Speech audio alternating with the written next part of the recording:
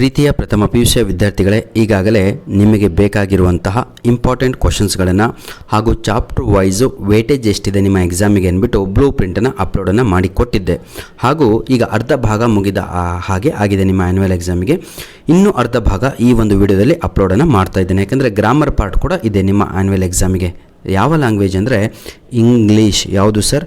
English ಲ್ಯಾಂಗ್ವೇಜಿನ ಬಗ್ಗೆ ಈಗ ನಾವು ಮಾತಾಡುತ್ತಿದ್ದೇವೆ. ಇಂಗ್ಲೀಷ್, ಕಾಮರ್ಸು, ಆರ್ಟ್ಸು, ಸೈನ್ಸ್ ಎಲ್ಲ ವಿದ್ಯಾರ್ಥಿಗಳಿಗೂ ಗ್ರಾಮರಲ್ಲಿ ಯಾವ ಭಾಗ ಜಾಸ್ತಿ ಇದೆ, ಯಾವ ಭಾಗ ಕಡಿಮೆ ಇದೆ, ಯಾವುದು ಓದಲಿಲ್ಲ ಅಂದರೂ ನಡೆಯುತ್ತೆ, ಇದರ ಬಗ್ಗೆ ನಾವು ಡಿಸ್ಕಸ್ ಮಾಡ್ತಾ ಹೋಗೋಣ.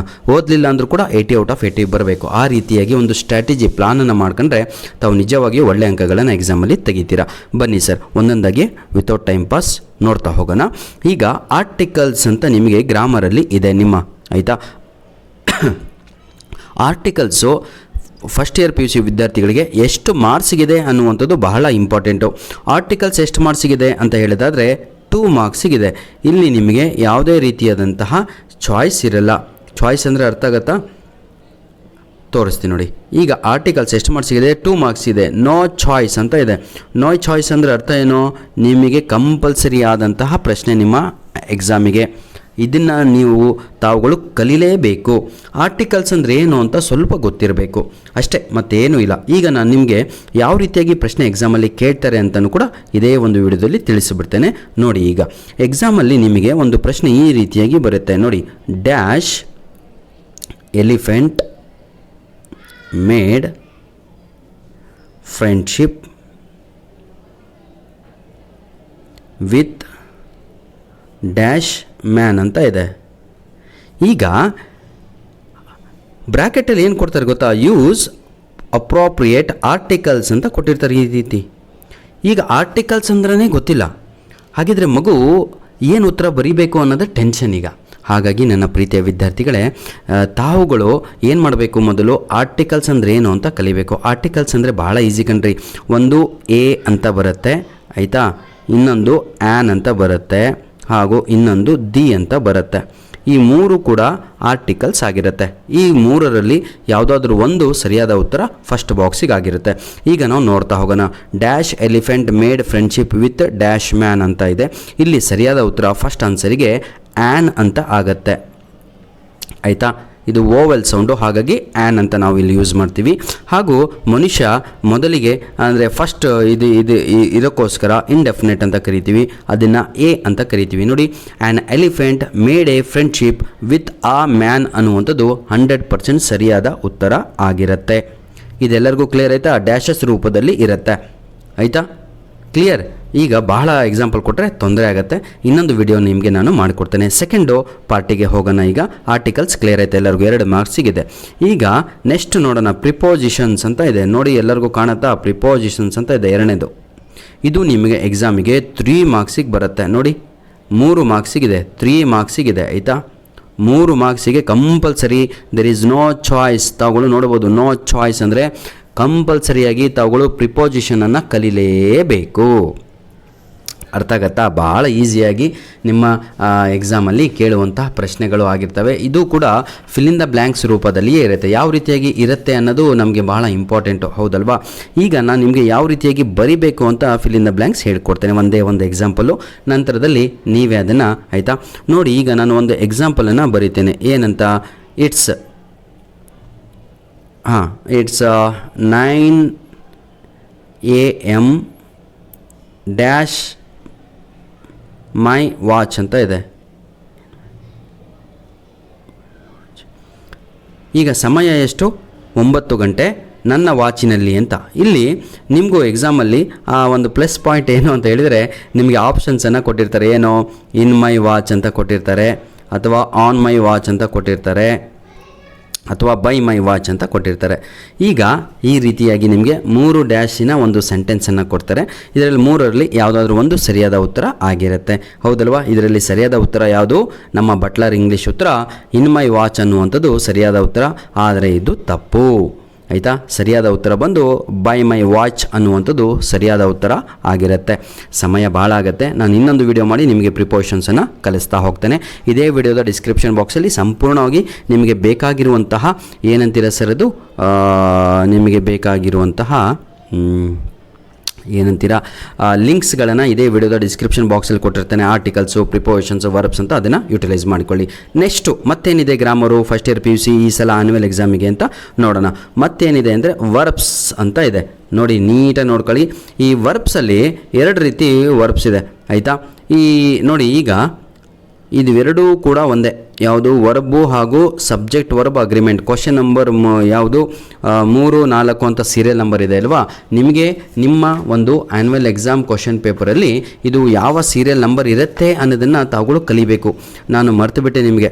ಆರ್ಟಿಕಲ್ಸು ನಿಮ್ಮ ಒಂದು ಕ್ವಶನ್ ಪೇಪರಲ್ಲಿ ಕ್ವಶನ್ ನಂಬರ್ 11 ಅಂತ ಆಗಿರುತ್ತೆ ಆಯಿತಾ. ಐ ರಿಪೀಟ್ ನೋಡಿ, ನಾನು ಏನು ಬಿಡಬಾರ್ದು ಸರ್ ನಿಮಗೆ ಅಂತ ಉದ್ದೇಶ. ಕ್ವಶನ್ ನಂಬರು ಆರ್ಟಿಕಲ್ಸು 11 ಅಂತ ಇರುತ್ತೆ, ಪ್ರಿಪೋಸಿಷನ್ನು 12 ಅಂತ ನಿಮ್ಮ ಆ್ಯನ್ಯುವಲ್ ಎಕ್ಸಾಮ್ ಕ್ವಶನ್ ಪೇಪರಲ್ಲಿ ಬರುತ್ತೆ. ಕ್ಲಿಯರ್ ನನ್ನ ಪ್ರೀತಿಯ ಮುದ್ದಾದ ವಿದ್ಯಾರ್ಥಿಗಳೇ? ಬನ್ನಿ ಈಗ ಕ್ವಶನ್ ನಂಬರು ಯಾವುದು ವರ್ಬ್ಸು ಹಾಗೂ ಅಗ್ರಿಮೆಂಟ್, ಸಬ್ಜೆಕ್ಟ್ ವರ್ಬ್ ಅಗ್ರಿಮೆಂಟಿನ ಪ್ರಶ್ನೆ ನೋಡೋಣ.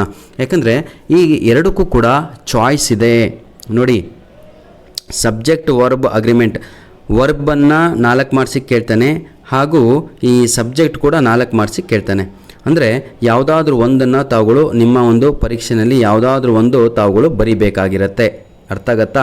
ಯಾವುದಾದ್ರೂ ಒಂದನ್ನು ಬರಿಬೇಕು. ವರ್ಬ್ಸಾರ ಬರೀರಿ, ಸಬ್ಜೆಕ್ಟ್ ವರ್ಬ್ ಅಗ್ರಿಮೆಂಟ್ ಆದರೂ ಬರೀರಿ. ನನ್ನ ಮಾತನ್ನು ಕೇಳಿ, ಎರಡೂ ಕೂಡ ಅಟೆಂಡ್ ಮಾಡಿ. ಯಾವುದು ಜಾಸ್ತಿ ಅಂಕಗಳು ಸಿಗುತ್ತೋ, ಯಾವುದಕ್ಕೆ ಜಾಸ್ತಿ ಕ್ರೆಡಿಟ್ ಆಗುತ್ತೋ ಮಾರ್ಕ್ಸು, ಅದನ್ನೇ ಕನ್ಸಿಡರ್ಡ್ ಮಾಡ್ತಾರೆ. Clear my dear children?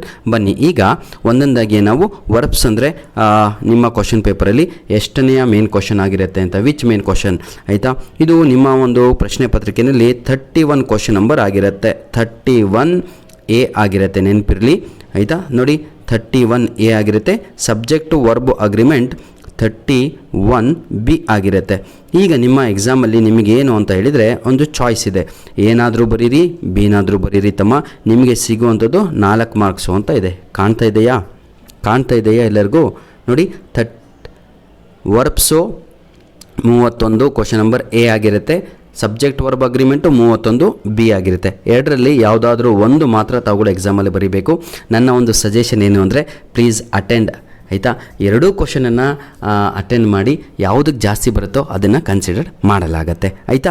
ಹಾಗಿದ್ದರೆ ವರ್ಬ್ಸ್ ಯಾವ ರೀತಿಯಾಗಿ ಕ್ವಶನ್ ಬರುತ್ತೆ ಅಂತ ಒಂದೇ ಒಂದು ಎಕ್ಸಾಂಪಲನ್ನು ಈಗ ನಾನು ನಿಮಗೆ ತೋರಿಸ್ತೇನೆ. ವರ್ಬ್ಸ್ ಈಸಿನೋ, ಸಬ್ಜೆಕ್ಟ್ ವರ್ಬ್ ಅಗ್ರಿಮೆಂಟ್ ಈಸಿನೋ ಅಂತ ನಾನು ನಿಮಗೆ ತೋರಿಸ್ತೇನೆ. ಬನ್ನಿ ಸರ್ ಆಯಿತಾ. ಇದು ಈಸಿನೋ ಅಥವಾ ಇದು ಈಸಿನೋ ಅಂತ? ನನ್ನ ಪ್ರಕಾರ ಎರಡೂ ಕೂಡ ಈಸಿ, ಎರಡರಲ್ಲೂ 4 ತೆಗಿಬೋದು ಆಯಿತಾ. ಬನ್ನಿ, ಯಾವತ್ತೂ ಎಲ್ಲದೂ ಈಸಿ ಅಂತ ತಗೋಬೇಕು, ಎಲ್ಲ ಚೆನ್ನಾಗಿರುತ್ತೆ ನೋಡಿ. ಈಗ ನಾನು ನಿಮಗೆ ಬರಿತೀನಿ, ಏನಂತ ಬರೀಲಿ, ಒಂದು ಎಕ್ಸಾಂಪಲ್ಲು ನಿಮಗೆ ನಾನು ಬರಿ. ವರ್ಬ್ಸಲ್ಲಿ ನೋಡಿ, ಎ ನಂಬರ್ ಆಫ್ ಆಯಿತಾ ಕ್ವಶನ್ಸ್, QUESTIONS ಕ್ವಶನ್ಸ್ ಡ್ಯಾಶ್ ಬ್ರ್ಯಾಕೆಟಲ್ಲಿ ನಿಮ್ಗೇನು ಮಾಡಿರ್ತಾರೆ ಅಂದರೆ ಆರ್ ಅಥವಾ ಈಸ್ ಅಂತ ಹಾಕಿರ್ತಾರೆ. ಇದು ತೊಂದರೆ. ಈಗ ಎ ನಂಬರ್ ಆಫ್ ಕ್ವಶನ್ಸ್ ಅಂತ ಇದೆ, ಈ ಕಡೆ ಆರ್ ಹಾಕಬೇಕಾ ಈಸ್ ಹಾಕಬೇಕಾ ಅನ್ನೋದೇ ಡೌಟಲ್ಲೇ, ಜೀವನ ಪೂರ್ತಿ ಡೌಟಲ್ಲೇ ಕಳೆದುಬಿಡ್ತೀರಾ. ಹಾಗಿದ್ರೆ ಇಲ್ಲಿ ಸರಿಯಾದ ಉತ್ತರ ಏನು ಅನ್ನೋದು ಬಹಳ ಮುಖ್ಯ ಆಗಿರುತ್ತೆ ನಮಗೆ. ಹೌದಲ್ವಾ? ಆ ನಂಬರ್ ಆಫ್ ಕ್ವಶನ್ಸ್ ಆರ್ ಅನ್ನುವಂಥದ್ದು ಸರಿಯಾದ ಉತ್ತರ ಇಲ್ಲಿ ಆಗತ್ತೆ. ARER. ಕ್ಲಿಯರ್ ಅಲ್ಲ ಫ್ಯೂ? ಇದು ವರ್ಬ್ಸು ಯಾವುದು? ಇವೆಲ್ಲ ಹೆಲ್ಪಿಂಗ್ ವರ್ಬ್ಸ್ ಆಗಿರುತ್ತೆ. ಈ ಹೆಲ್ಪಿಂಗ್ ವರ್ಬ್ಸನ್ನು, ಸೂಟಬಲ್ ಹೆಲ್ಪಿಂಗ್ ವರ್ಬ್ಸನ್ನು ತಾವುಗಳು ಆಯ್ಕೆ ಮಾಡಿ ಇಲ್ಲಿ ಬರಿಬೇಕಾಗಿರುತ್ತೆ ಆಯಿತಾ. ಈಗ ಎಕ್ಸಾಂಪಲ್ಲು ಇನ್ನೊಂದು ಕೊಟ್ಬಿಡ್ತೀನಿ, ಬೇಜಾರಾಗಬೇಡಿ. ಬನ್ನಿ ವರ್ಬ್ಸಿಗೆ ನಾನು ಬರಿತೀನಿ ಈಗ. ಏನು? There dash is bar are thief in that hotel HOTEL.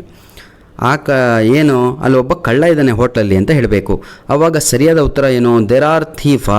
ನೋಡಿ ಇಲ್ಲಿ ಎ ಆಯಿತಾ. ದೇರ್ ಈಸ್ ಅನ್ನುವಂಥದ್ದು ಸರಿ. ಯಾಕೆ ಅಂದರೆ ಇದು ಸಿಂಗಲ್, ಒಬ್ಬ ಕಳ್ಳ ಇದ್ದಾನೆ ಅಲ್ಲಿ ಅಂತ. ಕ್ಲಿಯರ್? ಇದು ಭಾಳ ಈಸಿಯಾಗಿರುತ್ತೆ. ಇದು ಕೂಡ ಫಿಲ್ ಇನ್ ದ ಬ್ಲ್ಯಾಂಕ್ಸ್ ಫಾರಮಲ್ಲಿ ಇರುತ್ತೆ ನಿಮಗೆ. ಯಾವುದು ನೋಡಿ, ಆರ್ಟಿಕಲ್ಸ್ ಕೂಡ ಫಿಲ್ ಇನ್ ದ ಬ್ಲ್ಯಾಂಕ್ಸ್, ಅದು ನಿಮ್ಮ ಪ್ರಿಪೋಸಿಷನ್ಸ್ ಕೂಡ ಫಿಲ್ ಇನ್ ದ ಬ್ಲ್ಯಾಂಕ್ಸ್ ಆಗಿರುತ್ತೆ, ನಿಮ್ಮ ವರ್ಬ್ ಕೂಡ ಫಿಲ್ ಇನ್ ದ ಬ್ಲ್ಯಾಂಕ್ಸ್ ಆಗಿರುತ್ತೆ. Clear my dear children.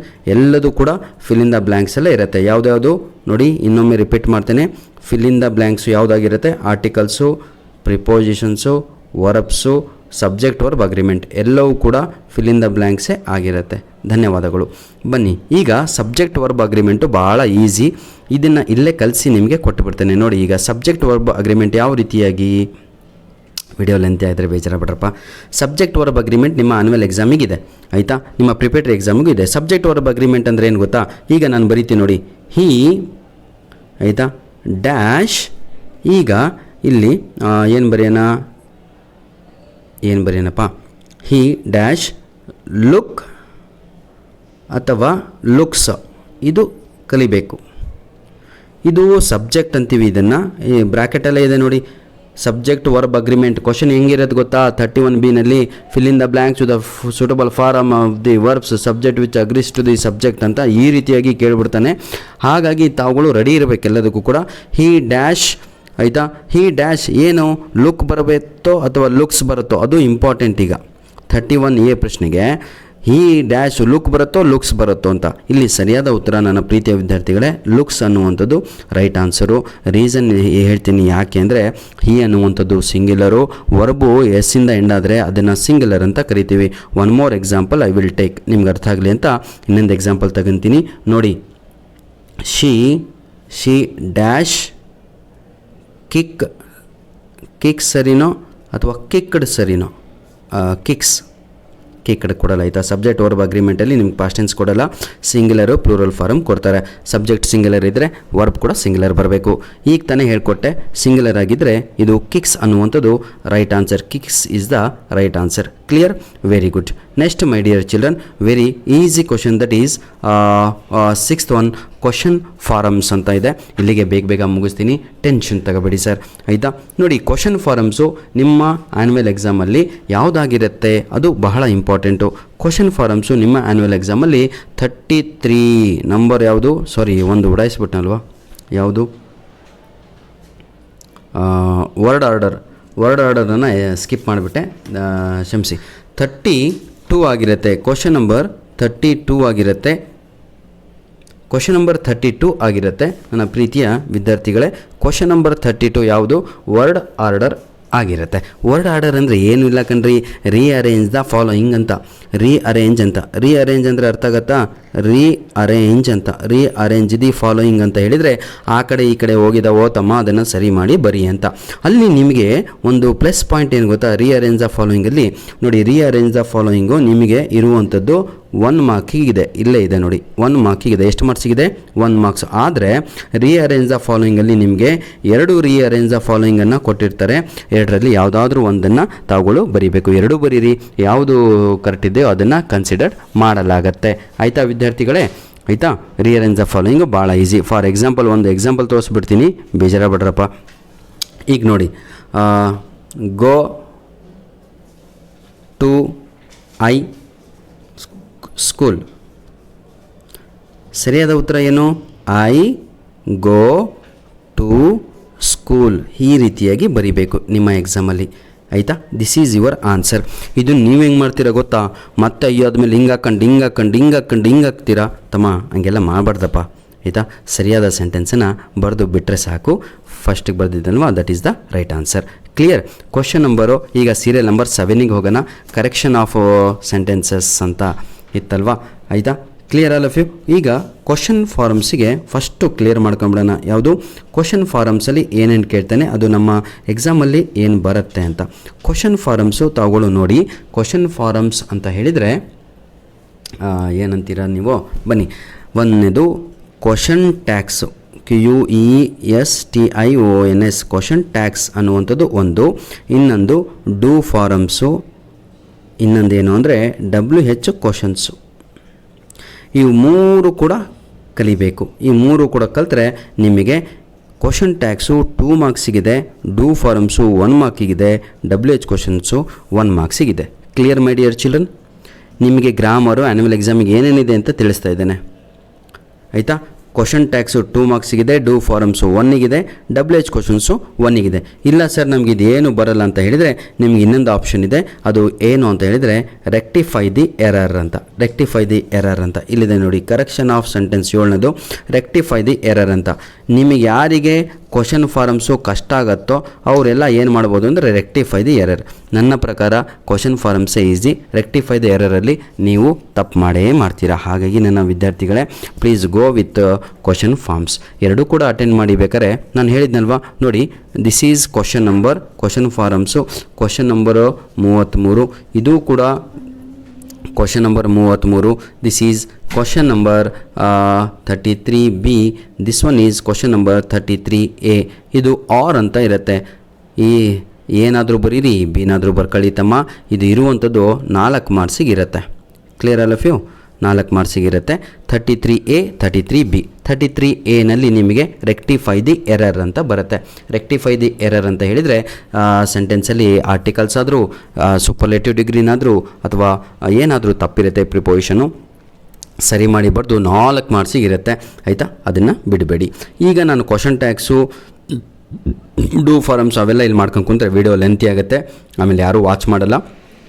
ಇದೇ ವಿಡಿಯೋದ ಡಿಸ್ಕ್ರಿಪ್ಷನ್ ಬಾಕ್ಸಲ್ಲಿ ಕ್ವಶನ್ ಟ್ಯಾಕ್ಸು, ಡೂ ಫಾರಮ್ಸು ಹಾಗೂ WH ಕ್ವಶನ್ಸು ಹಾಗೂ ರೆಕ್ಟಿಫೈ ದಿ ಎರರನ್ನು ಕೊಟ್ಟಿರ್ತೇನೆ. ಒಂದು ರೆಕ್ಟಿಫೈ ದಿ ಎರರ್ ಇಲ್ಲೇ ಮಾಡಿ ನಿಮಗೆ ತೋರಿಸ್ಬಿಡ್ತೇನೆ. ರೆಕ್ಟಿಫೈ ದಿ ಎರರಲ್ಲಿ ಶ್ರಮಿಸಬೇಕು ನೋಡಿ. ರೆಕ್ಟಿಫೈ ದಿ ಎರರಲ್ಲಿ ನನ್ನ ಪ್ರೀತಿಯ ವಿದ್ಯಾರ್ಥಿಗಳೇ ಏನು ಬರುತ್ತೆ ಅಂತ ಇಲ್ಲೇ ತೋರಿಸ್ಬಿಡ್ತೇನೆ. ರೆಕ್ಟಿಫೈ ದಿ ಎರರ್ ಅಂತ ಹೇಳಿದರೆ ಕರೆಕ್ಷನ್ ಆಫ್ ಸೆಂಟೆನ್ಸ್ ಅಂತ ಅರ್ಥ.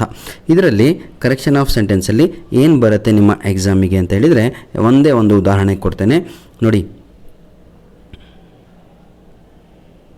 ಏನು ಬರೆಯೋಣ? ಈಸಿ ಬರೀಬೇಕಲ್ವಾ? ಎಸ್, ಬನ್ನಿ. ವೇರ್ ಯು ಆರ್ ಗೋಯಿಂಗ್ ನೋಡಿ. ವೇರ್ ಯು ಆರ್ ಗೋಯಿಂಗ್ ಅಂತ ನಾನು ನಿಮ್ಗೆ ಕೇಳಿದರೆ ಇದು ತಪ್ಪು. ಯಾಕೆ ಅಂದರೆ ಸರಿಯಾದ ಉತ್ತರ ಏನು ಗೊತ್ತಾ? ವೇರ್ ಆರ್ ಯು ಗೋಯಿಂಗ್ ಅನ್ನುವಂಥದ್ದು ಸರಿ. ಇದು ರೆಕ್ಟಿಫೈ ದಿ ಎರರ್ ಅಂತ ನೋಡಿ. ಇದು ಇಲ್ಲಿ ಹೋಯಿತು ಅಷ್ಟೇ. ಆಯಿತಾ? ಇದು ರೆಕ್ಟಿಫೈ ದಿ ಎರರ್ ಅಂತ. ಇನ್ನೊಂದು ಎಕ್ಸಾಂಪಲ್ ನಿಮ್ಗೆ ಬೇಕಾದ್ರೆ ನಾನು ತೋರಿಸ್ತೇನೆ ನನ್ನ ಪ್ರೀತಿಯ ವಿದ್ಯಾರ್ಥಿಗಳೇ. ಆಯಿತಾ? ಅದು ಅರ್ಥ ಆಗಿಲ್ಲ ಅಂದರೆ ಇನ್ನೊಂದು ಎಕ್ಸಾಂಪಲ್ ಏನು ಅಂದರೆ ನೋಡಿ. ಯಾವುದಪ್ಪ? ನೀವು ಎಲ್ಲರೂ ಮಾತಾಡುವಂಥದ್ದು. ಆಯಿತಾ? ಏನು ಅಂದರೆ ರೇನ್ ಈಸ್, ಮಳೆ ಬರ್ತಾ ಇದೆ, ರೇನ್ ಈಸ್ ಕಮ್ಮಿಂಗ್ ಅಂತ. ರೇನ್ ಈಸ್ ಕಮ್ಮಿಂಗ್ ಅಂದರೆ ಹೌದಾ? ಅದು ಸರಿನಾ? ತಪ್ಪಲ್ವಾ? ಸರಿಯಾದ ಇಂಗ್ಲೀಷ್ ಏನು ಅಂದರೆ ಇಟ್ ಈಸ್ ರೇನಿಂಗ್ ಅಂತ. RAINING. ಇದನ್ನು ನಾವು ರೆಕ್ಟಿಫೈ ದಿ ಎರರ್ ಅಂತ ಕರಿತೀವಿ. ಇಂಥದ್ದು ನಿಮ್ಮ ಎಕ್ಸಾಮಿಗೆ ಏನಿರುತ್ತೆ ಅಂದರೆ 4 ಮಾರ್ಕ್ಸಿಗಿರುತ್ತೆ. ಆಯಿತಾ? ಈಗ ಕ್ವಶನ್ ನಂಬರು 8ಕ್ಕೆ ಹೋಗೋಣ.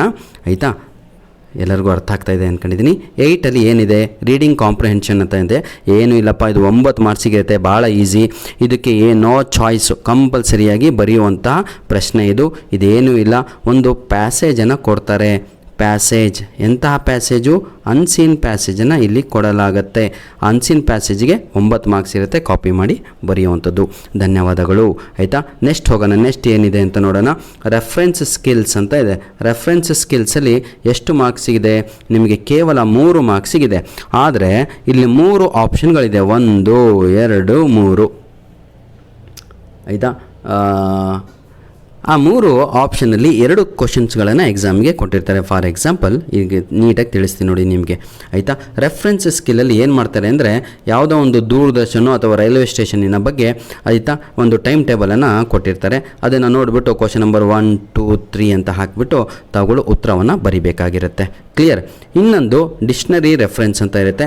ಒಂದು ಪ್ರಿಂಟನ್ನು ಕೊಟ್ಟಿರ್ತಾರೆ. ಈ ರೀತಿಯಾಗಿ ದೊಡ್ಡದು ಹಿಂಗೆ ಹಾಕ್ಬಿಟ್ಟು ಜೆರಾಕ್ಸನ್ನು ಮಾಡಿ ಒಂದು ಪ್ರಿಂಟನ್ನು ಕೊಟ್ಟಿರ್ತಾರೆ. ಫಾರ್ ಎಕ್ಸಾಂಪಲ್ ಏನಂತ ಕೊಡ್ಬೋದು ಅಂದರೆ ಈಗ ಗುಡ್ ಅಂತ ಒಂದು ವರ್ಡನ್ನು ತಗೊಂಡು ಆಯಿತಾ ಇಲ್ಲಿ ಹೀಗೆ ಬರಿತಾ ಗುಡ್ ಒಳಗಡೆ ಏನಿರುತ್ತೆ? ಬ್ಯಾಡ್ ಅಂತ ಇರುತ್ತೆ, ಬೆಟರ್ ಅಂತ ಇರುತ್ತೆ, ಬೆಸ್ಟ್ ಅಂತ ಇರುತ್ತೆ.